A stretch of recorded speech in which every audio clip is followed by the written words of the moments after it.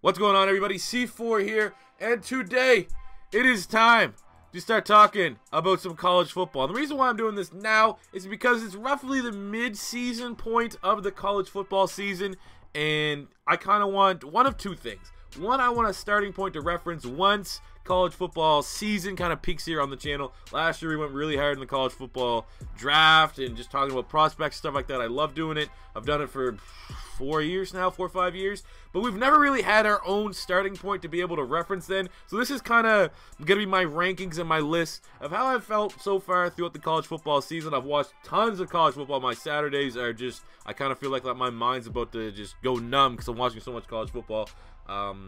So yeah, we want to have a reference point here for our own top 10 and see how that changes when we do this again and revisit it. But another one is that because it's halfway point, I really want to get more people involved in college football. I think there's a lot of people that watch the NFL strictly, and you really are missing out. I think college football is, you know, as good, as entertaining as if you're, you know, I've always drawn the comparison.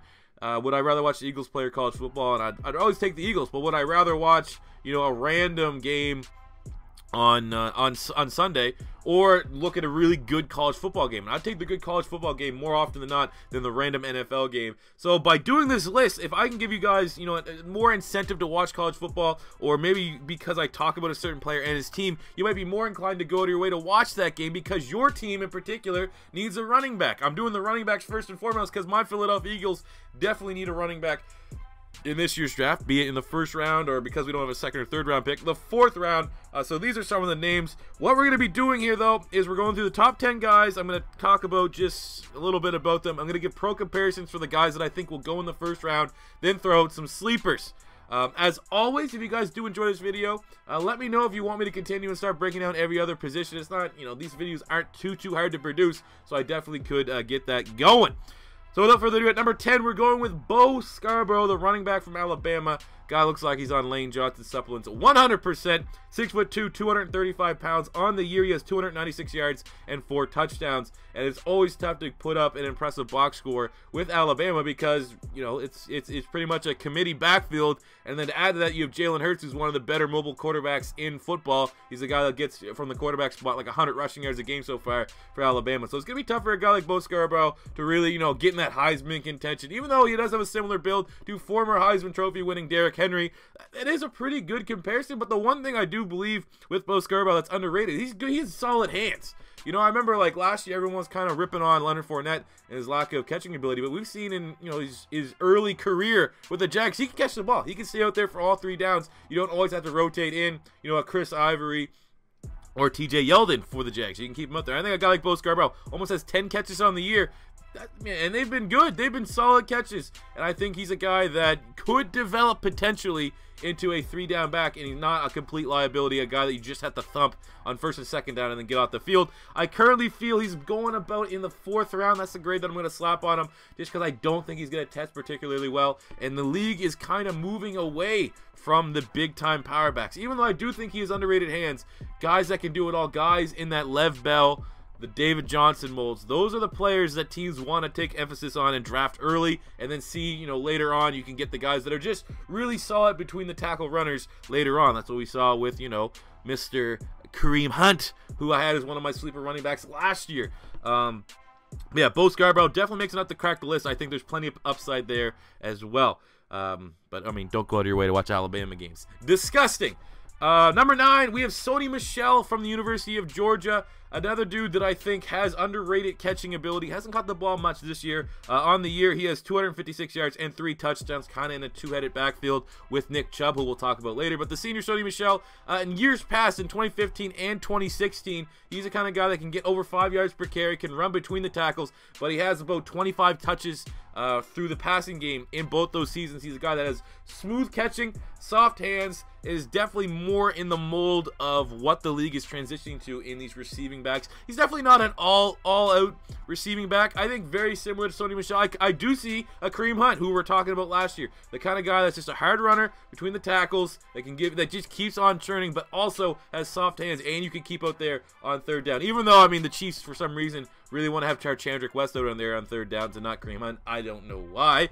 But I think a guy like Sony Michel, I currently have a 3rd to 4th round grade on him. I know some people are a lot higher on him than I am. I'm trying not to, be biased or anything like that. Use my Florida Gator bias. But I think Michel definitely is a capable running back. His stat line's not going to be spectacular as long as Nick Chubb is in there. They're going to be kind of a 1-2 punch. But I mean, his average, everything's pretty much staying as is this year. He's just not getting the sheer mass of attempts because Nick Chubb's ahead of him. But I mean, Sony Michel is a big part. After 5 games, why Georgia is 5-0. I think a very talented running back that, Philadelphia Eagles, 3rd, 4th round, that's going to be the range that if we miss out on the 1st round for a running back, that we're going to be looking at, guys. And I think a guy like Sony Michel would certainly fit the mold of a running back that Doug Peterson wants for his offense. Going to number 8 is I'm going to officially put the sleeper tag on him. My sleeper running back of this year's draft class, a guy that I'm really high on, and that is Mark Walton from the University of Miami. I think he bummed up his ankle a little bit, but still has played and featured in every single game, aside from the ones that have been canceled. I mean, they've had 3 games canceled already, which has been brutal. But Mark Walton, 5'9", 205 on the year, 494 rushing yards and 3 rushing touchdowns.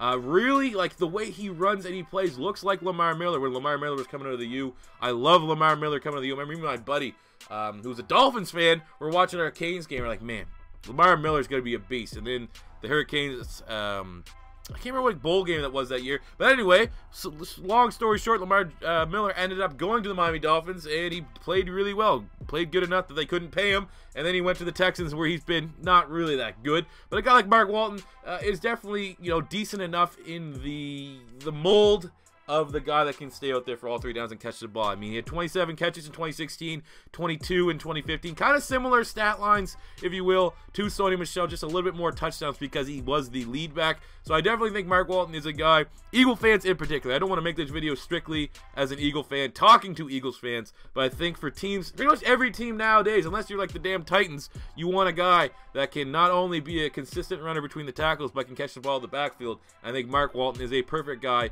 for that mold. I'm a big fan of Mark Walton. That's why he's my official sleeper. And like I said, I think he'll go probably 3rd to 4th round, somewhere around then. Going to number 7, it's going to be Rashad Penny from San Diego State. 5'11", 220 pounds on the year, 942 rushing yards and 9 touchdowns. Again, a high riser, came out of nowhere, took over for Donnell Pumphrey, who, as an Eagle fan, I'm not going to talk about. But Penny, it's one of those things. He is in a scheme that pounds the rock. He's in a scheme that, they don't play a lot of tough teams. And based off of the insane numbers that Donnell Pumphrey was able to put up, he's a senior and he stepped right in that role. So he's getting a crazy amount of touches, 116 attempts already, averaging 7.1 yards per carry, which is very impressive.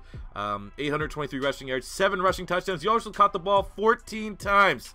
So, it's nothing new. I mean, last year in 2016, 1,000 yards, 11 touchdowns, even with Donnell Pumphrey there. So he's very well-rounded. He's one of those guys that's going to be very interesting to see how he tests. I personally, when I look at him, I see a running back that might have, I don't want to keep referring to Kareem Hunt because he was the big diamond in the rough, but I can see him having a Kareem Hunt type combine where Kareem Hunt ran like a 4.62, underrated, but he was really productive at Toledo, and I think something like that with Rashad Penny could be brought up.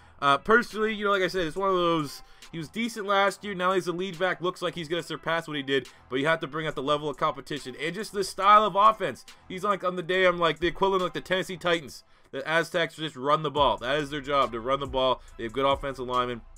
And Penny is a beneficiary. But I think, yeah, again, put him in that 3-4 range. I think that's going to be a good value range for teams that are looking for running backs in the 3rd to 4th round. Moving on to number 6, I'm going with Nick Chubb from the University of Georgia, the senior, 5'10", 225 pounds, back from a horrific injury. Finally looking healthy. I mean, obviously there's going to be always that asterisk with Nick Chubb with that bad injury. How many miles? But I mean, the last Georgia prospect that banged up his knee, he turned out to be pretty good in the NFL, and his name's Todd Gurley. But Nick Chubb on the year, 490 yards and 6 rushing touchdowns. I mean, obviously, you talk about that 2014 year where he had 1,500 yards and 14 TDs. I think that was the year that he replaced and stepped in for Todd Gurley. I mean, he's good. He had 18 catches that year. He's a guy that he has soft hands. Very similar to Todd Gurley. Not as elite of an athlete, but it is easy to draw those comparisons because, you put on, a Todd Gurley highlight reel from the University of Georgia. You put on the best runs of Nick Chubb. Kind of look the same style of player. But yeah, I definitely don't think you could put Nick Chubb in the Todd Gurley of athletes. But I think Nick Chubb's a dude Third, fourth round as well, maybe second round if he can finish this year off healthy, but it's always going to be, that's the thing that's going to come back to Nick Chubb. How is his knee? Once he starts getting examined by draft scouts, so they're going to say, like, man, his knee's, like, it's healthy, but, I mean, it's, you know, one of those things where a lot of miles on it, he's already banged up. Maybe we'll put him like the Jai territory. I remember Jai coming out of Boise State. They found out he had a bone-on-bone injury in his knee. A lot of people got skeptical, even though he's really productive. So from that standpoint, I might have to compare Nick Chubb here to Jai, and things have worked out well for Jai for the Miami Dolphins, even though this year it really does seem like they don't want to run the ball for some reason. I don't know why, but Nick Chubb, yeah, very good running back. If he can stay healthy, that's just going to be the big thing, the medical come the draft, but definitely a big-time name to look at. Especially, if you need a running back, try to watch a Georgia game, unless you're a Gator fan. I don't go to my way to watch Georgia. But there's two definitely draftable running backs every time Georgia steps on the field. Go number 5, I'm going with Royce Freeman from the University of Oregon. 5'11", 230 pounds. On the year has 720 total yards and 10 touchdowns, all rushing touchdowns. I think a guy like Royce Freeman, he banged up in the last game against Cal. Only played 6 snaps, still had 51 yards. Royce Freeman's been a guy I've been high on for quite some time, just because he has tremendous catching ability for a guy that's 230 pounds. Like, he's big back, pretty much the only other big back outside of Saquon Barkley and Bo Scarborough, but he without a doubt has that Saquon Barkley level of catching out of the backfield that teams are looking and dying for.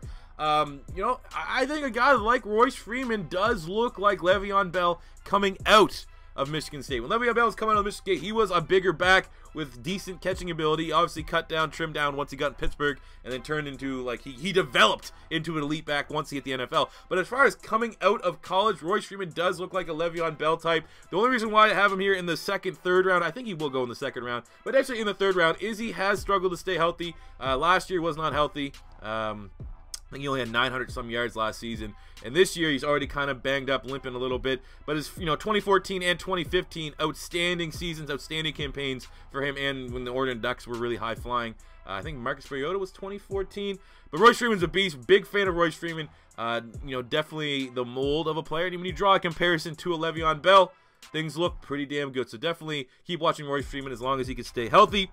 Looking at number 4.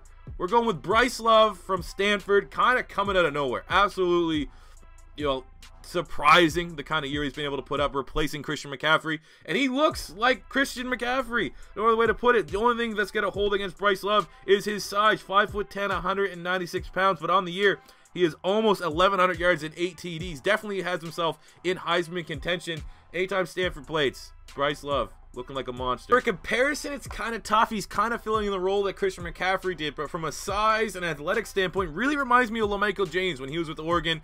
Obviously, he was drafted in the second round and didn't pan out in the NFL, but I think, where his downfall of staying healthy and kind of getting gimmicked in with LaMichael James, I think a guy like Bryce Love, if he goes to a team now that the NFL has changed to that more receiving style type of player, I think a guy to the right scheme, Bryce Love, can be an absolute monster. That's why I think he might go kind of Royce Freeman, second, third round. Second round based off of talent and production. Maybe slips in the third round because of his size. Now jumping to the top 3. All 3 of these dudes, I believe, can go and will be picked in the first round. So at number 3, we're going with Ronald Jones II from USC, 6 feet tall, 200 pounds. On the year, 535 rushing yards and 7 touchdowns. He's a beast, man. And as much as I never want to say anything positive about an offensive USC player, I mean, for my Eagles, this is probably the last time I'm actually going to talk about my Eagles.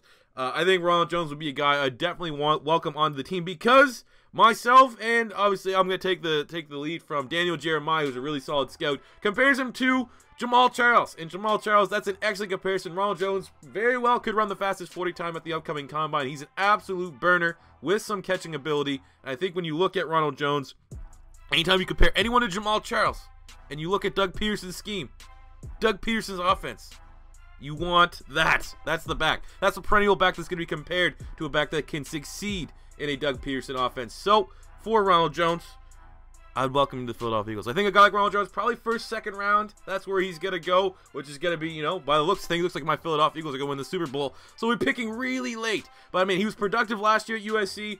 I think he had almost 1,100 yards and 12 touchdowns. He can catch the ball. Not as good as a catcher, I would probably say, as Jamal Charles, but very close in comparison to an athlete and production. So Ronald Jones looks like an absolute monster. Going to number 2, it's going to be Darius Slay from LSU, 5'11", 212 pounds. On the year, he has 314 rushing yards, or 314 total yards and 5 touchdowns. He hasn't been playing. I don't know if there's an off-field thing that could later affect him. I mean, kind of looking like there might be a little Joe Mixon stigma. Not as bad as Joe Mixon, but the fact that he's having some off-field issues, you never want to hear that in your final year, especially when you're as talented of a prospect as Darius Slay. I mean, Darius Slay filled in for Leonard Fournette last year at LSU. Looked like a monster. This guy's incredibly explosive, even though he's only 210-ish pounds. He runs like he's 230. He runs like a Bo Scarborough, runs like a Derrick Henry. He's an absolute monster, and the pro comp for him is Frank Gore, and I see plenty of that. He's really tough to get on the ground. Low center of gravity. He's a beast, man. I think Darius Slay, again, solid hands. He can catch the ball. He had 100-some receiving yards last year and a touchdown. So, obviously, we're going to have to see if he can start to play. He's been downgraded. He's expected not to play for the upcoming game against the Florida Gators. That says there's something going on there. I don't know what is going on. Obviously they're being tight-lipped with that scenario, as things do not look good at LSU's camp right now. But Darius Slay last year, 1,300 yards, 15 touchdowns. He's a beast. He's a productive runner, and for my money, he's a first-round back for sure.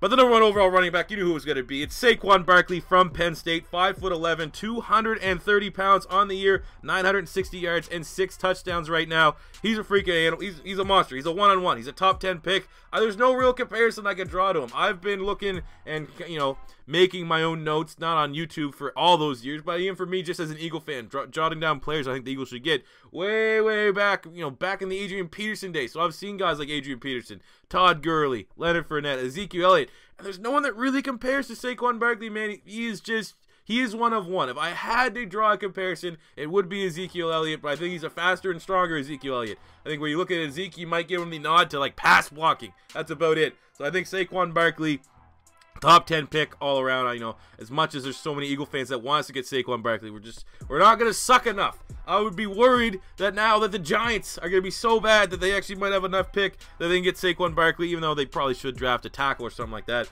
But I don't want him in the division unless he's on our team. He's a beast, man. He's one of the best running backs I've ever seen. He does it all. He's a monster. Last year, almost 1,500 yards, 18 touchdowns, had 400 yards through the air, and 4 receivers. He can do it all. He is the complete running back, and I think he could come in right away. And, we saw what Dalvin Cook was thought of being the complete running back in this year's draft. And before he got hurt with the Vikings, he was looking like a dude that could definitely throw his name in contention for Offensive Rookie of the Year. Saquon Barkley is better than that. Saquon Barkley is better than when did Zeke win Rookie of the Year or went to the Dak? They shared it. They did some weird bromance thing on stage, and they shared it. Saquon is better. The only knack that could go against Saquon Barkley right now is he could get burnt out by the end of the year. The way that they're using him right now could be limping into the draft. He could be, but he's an immaculate talent, and without a doubt the number 1 running back. And I think when we revisit this down the line, I don't think there's a chance in hell that I've kind of flip-flopped on this decision. I think Saquon is going to be the number 1. Honorable mentions, we didn't talk about Mark Weber from Ohio State. He's on a lot of people's rankings. He's a redshirt sophomore, so unless he pulls a Kelvin Benjamin, I do think he will stay. Wadley from Iowa is definitely another dude, a little bit undersized, but kind of fits the mold that running backs kind of need to look like in the NFL. He's an honorable mention, but my 2 sleepers I'm going to end with, I really like Justin Crawford from West Virginia and Myles Gaskin from the University of Washington. I think those 2 guys, now we should call it the cream hunt, the sleeper running backs. I don't know, the cream hunts, the cunts, K hunts. Don't let YouTube demonetize me that. It's the K hunts, K.Hunt. So yeah, Justin Crawford, Myles Gaskin, showing some love there. But there you go, guys. Those are my top 10 running backs. If you want to see me do and break down any other positions, get these lists out there for reference points, for you guys to maybe tune in some more college football and look at these prospects. Let me know. I will continue to do it. Smash that like button if you enjoyed. As always, it's your first time stopping by, don't be afraid to hit that subscribe button. And until next time, it's C4 saying peace out.